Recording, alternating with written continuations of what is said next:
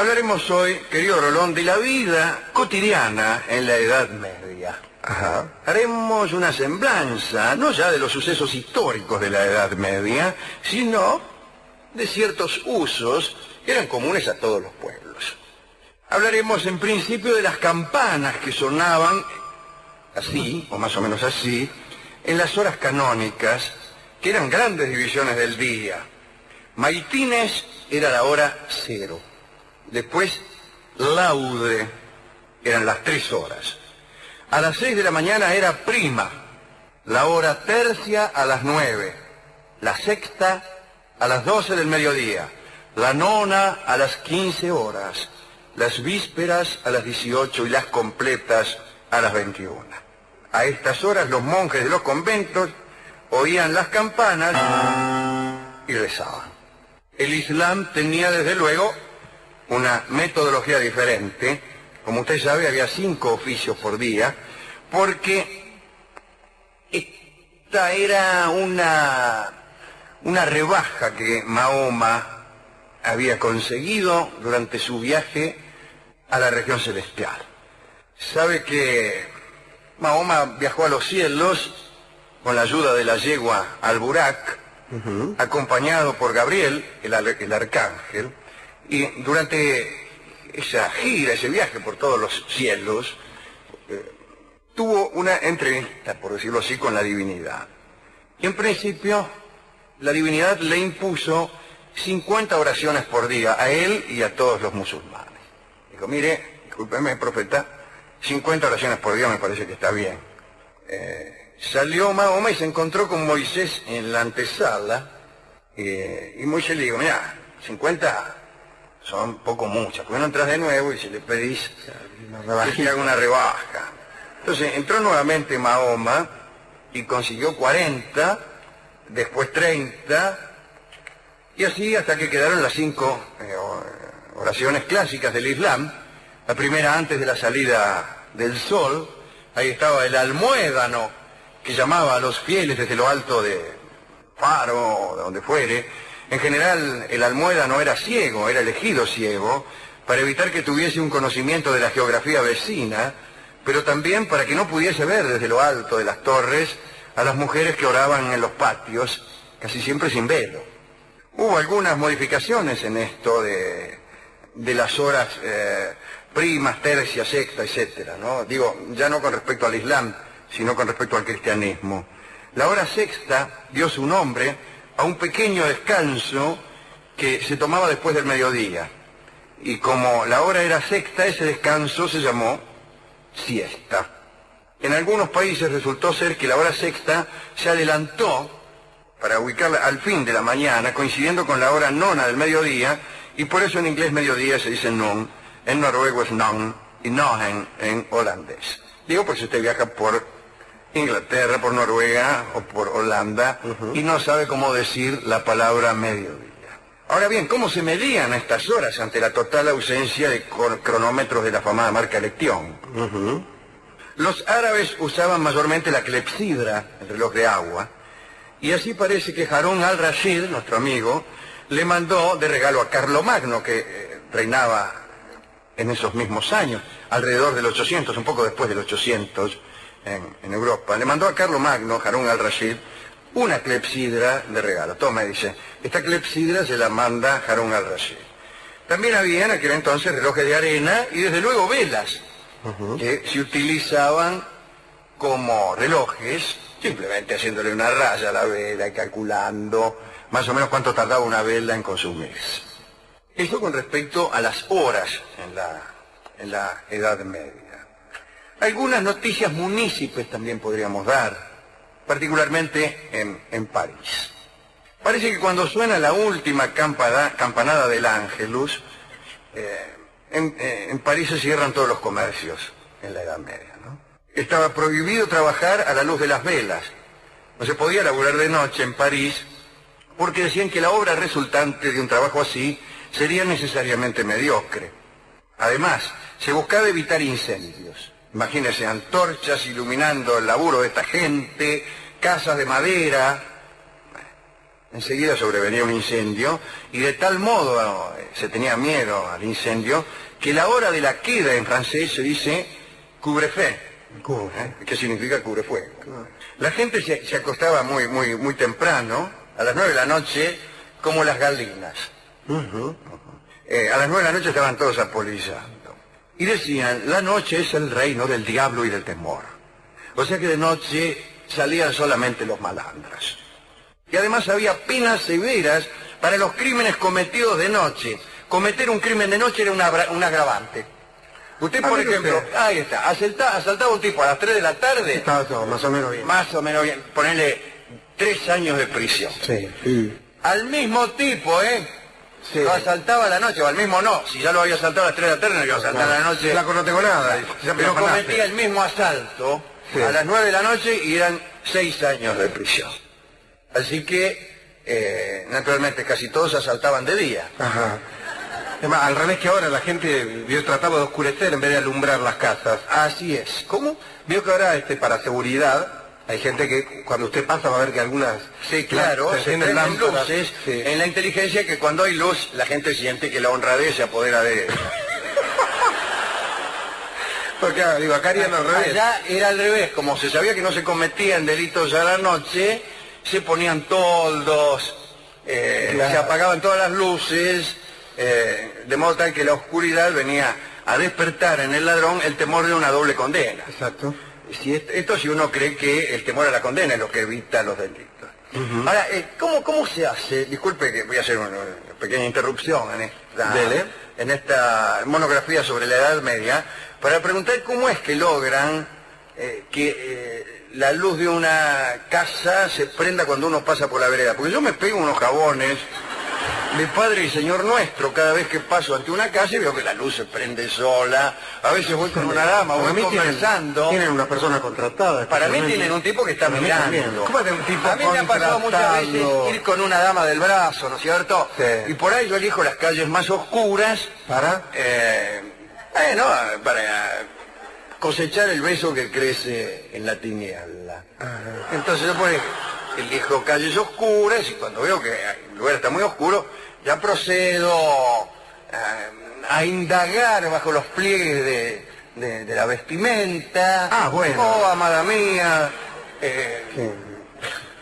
revolquémonos en esta ligustrina o lo que fuera. Sí. Pero de golpe se enciende la luz y queda usted ahí. aparece un farol brutal, una especie de sol de noche que primeramente muestra mi cara, muestra los ojos desorbitados, la abyección. Una media en la mano, una cosa espantosa. La dama que viene conmigo me ve tal cual soy y sale huyendo hacia barrios y novios más prometedores. Ajá. Pero ¿cómo logra entonces? ¿Hay un dispositivo o es como dice Para mí, el amigo Magdas, un señor? Para mí también. No, pero no se trata de para mí, o sea, la vida no funciona para mí. ¿Ah, no? Las cosas tienen una explicación real, no es cuestión opinable esa. No, funcionan con una célula fotoeléctrica que hace las veces de ojo electrónico. Ojo, que le queda.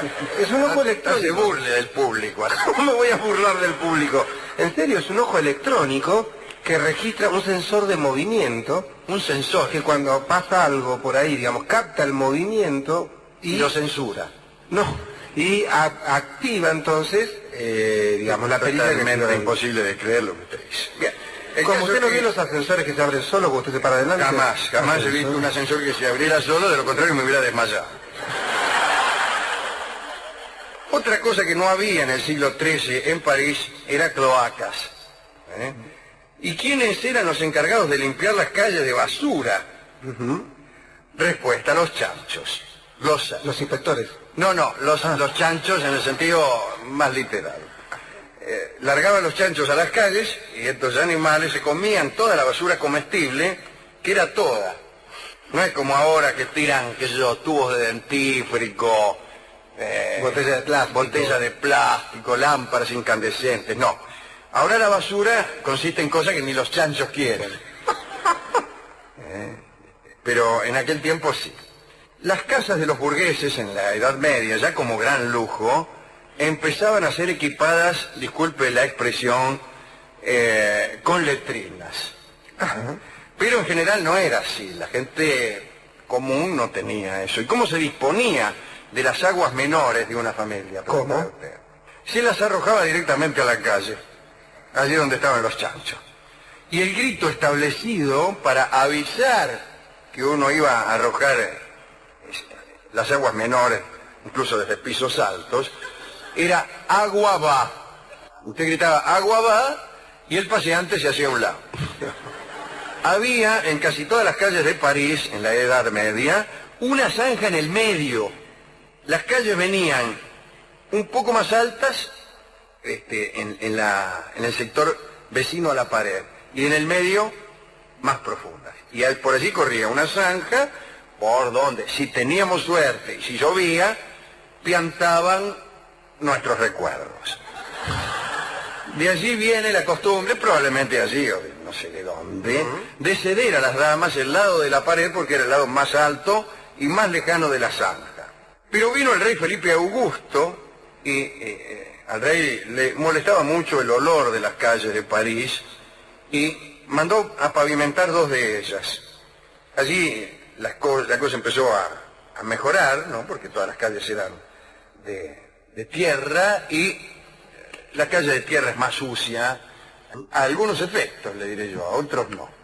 Pero Felipe Augusto fue el primero que empezó a pavimentar las calles de París. Quiero hacer alguna referencia, ya que forma parte de la vida cotidiana, el régimen que se aplicaba a los judíos en la Edad Media. Desde luego eran víctimas de muchísimas arbitrariedades y estaban establecidos siempre en condiciones muy estrictas, ¿no? El rey o señor del lugar donde estuvieran instalados los judíos conservaba el derecho de propiedad sobre todos los bienes que tenían los judíos, y si estos se marchaban, tanto fuera de buen grado o por la fuerza, el rey o señor del lugar recuperaba esos bienes. También se les imponían tributos a voluntad, le podían meter cualquier clase de impuesto, lo que desde luego incitaba a los soberanos a traerlos a sus dominios para después imponerles tributos, ¿no? Les estaban prohibidos los trabajos manuales, salvo en Narbonne, donde iban casi todos. No tenían, sin embargo, el monopolio del préstamo a interés porque la Iglesia se lo prohibía a los cristianos. El rey Felipe Augusto, recién mencionado, fijó el tope de interés que se cobraba, que era del 43% anual. Sin embargo, cada tanto los reyes anulaban las deudas que ellos mismos contraían. No la que contraíamos ni yo ni usted, pero sí la que ellos contraían. Así que cada tanto, desde luego, todo esto estaba matizado por persecuciones, que siempre venían precedidas de rumores, profanación de hostias, hechizos, todo eso, y se les atribuía la culpabilidad en caso de cualquier peste que viniera a darse. Recuerdo a Felipe V el Largo, el hijo de don Carlos de Valois, ¿era? Sí. Durante su reinado, él padeció en carne propia una peste, nadie sabía qué era, hasta que finalmente resolvieron que la culpa la tenían los judíos. ¿Cómo funcionaba la justicia? Bueno, había algunas instituciones interesantes, por ejemplo el juramento. Usted podía jurar sobre una tumba, sobre reliquias, huesos de santos, clavos de la cruz, sobre un altar, y ese juramento valía como prueba. Ahora, ¿qué pasaba si yo juraba una cosa y vos otra, Rolón? Se resolvía con un duelo, o sea, un combate judicial. Ahora, uno solamente se podía pelear o batir a duelo con personas de la misma clase. Los nobles se batían con espadas, los plebeyos con bastones, los ancianos, los clérigos y las mujeres se hacían reemplazar por un profesional. Un tipo que laburaba de eso. Buenas tardes. Buenas tardes. Buenas tardes, señora. Laburo de reemplazante en los duelos jurídicos. Entonces, usted, señora, me mandaba a mí y yo me hacía agarrar trompadas por otro. Había también otra clase de desafíos, que era un guante arrojado a la cara del tipo, pero las más interesantes seguramente para nosotros son las ordalías, las pruebas de Dios. Consistían en dejar que Dios decidiera. Pero Dios, desde luego, recibía algunas ayudas, ¿no? Por ejemplo, estaba la prueba del fuego. Había un acusado de un delito cualquiera. Entonces lo hacían ayunar 3 días al tipo, y después debía tomar con la mano un hierro al rojo y llevarlo a un lugar determinado. Entonces venía un tipo y le metía la mano en una bolsa cerrada y precintada. A los 3 días rompían la bolsa y si la mano estaba quemada era culpable. Y si no, era inocente. Había otras variantes, ¿no? Ponerle al acusado un guante calentado al rojo, hacerlo caminar sobre barras al rojo, siempre al rojo era todo. Estaba la prueba del agua también. ¿En qué consistía? Metían un anillo en el fondo de un recipiente con agua hirviendo, un tacho con agua hirviendo. Un anillo, y el que estaba acusado de algo tenía que meter la mano y sacar el anillo. Si no se quemaba era inocente. Si la mano te quedaba un poco apucherada, eras culpable. Había otra que consistía en atarle al acusado la mano derecha con el pie izquierdo y la mano izquierda con el pie derecho. Y lo tiraban al río. Ajá, Y aquí era así la cosa. Si salía a flote, sí. era culpable. Ajá. Y si se ahogaba, era inocente. Murió un inocente, decía. Había un litigio, en caso de litigio solían resolverlo con el siguiente método. Se colocaban los litigantes uno junto a otro con los brazos en cruz y los dejaban así abiertos hasta que aguantaran. Parece fácil al principio, vamos a hacerlo todos ahí. Muy difícil. Pero a las 2 o 3 horas no podés soportar más. Entonces el primero que dejaba caer los brazos, que bajaba los brazos, perdía el juicio. Y allí viene la expresión bajó los brazos. Podría venir de cualquier otra parte, porque en realidad el que deja de defenderse baja los brazos, sea que esté participando de un litigio, de un combate de boxeo o de una tala de bosques. El que baja los brazos pierde eficacia. Esta era la vida en la edad. Era muy difícil probar una inocencia, ¿eh? Era muy difícil ser inocente en la edad. Era una edad de mucha culpabilidad. Yo deseo todas las noches que la Edad Media termine.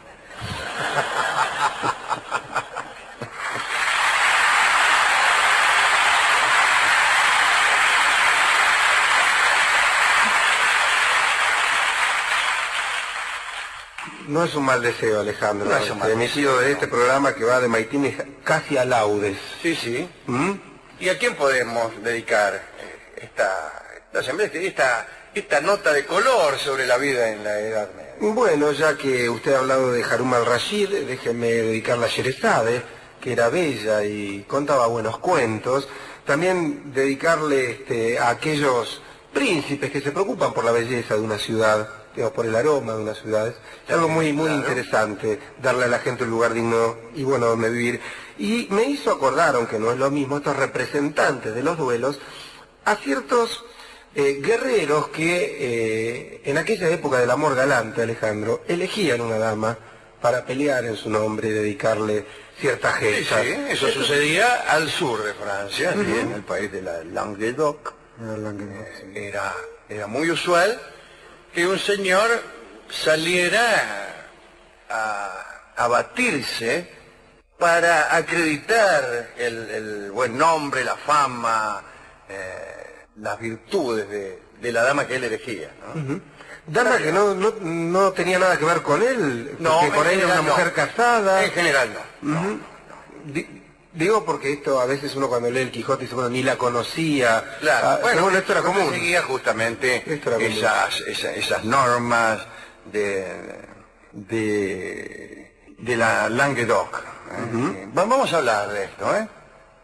Vamos a hablar de Provenza y de las cortes del amor, y de todos esos asuntos que son tan interesantes. Y si alguno está apurado por eso puede comprarse el libro de Octavio Paz que se llama La llama doble, y hay 2 o 3 capítulos que hablan del amor cortés y de estas actividades de caballeros que iban por la calle, por ejemplo por Mar del Plata, con un palo y decía, a ver vos, dice, me estás gustando para que rindas homenaje a mi dama. Y si el otro decía, yo no voy a rendir homenaje a otra que no sea la mía, ahí se producía fajaba una entrevera. Bueno, ¿con qué tango podemos ilustrar esta descripción de la Edad Media, particularmente París, ¿no? Nos hemos casi limitado a la ciudad de París. A mí me parece que en atención a esa zanja que corría por el medio de la calle, podríamos escuchar el tango que se llama El Arroyito, que probablemente haya sido compuesto en París allá por el siglo XI. ¿Por qué hace alguna alusión a París al siglo XI en el En tango? absoluto, pero ¿qué le acabo de decir? Que por las calles de París corría un arroyito. Agua iba. Iba agua, ¿cómo le podemos llamar? Arroyito. Bueno, ¿qué otras pruebas necesita usted, hombre de poca fe? Tenemos la versión de Juanjo Domínguez, que es uno de los guitarristas oficiales de este programa, así que escucharemos el breve y luminoso tango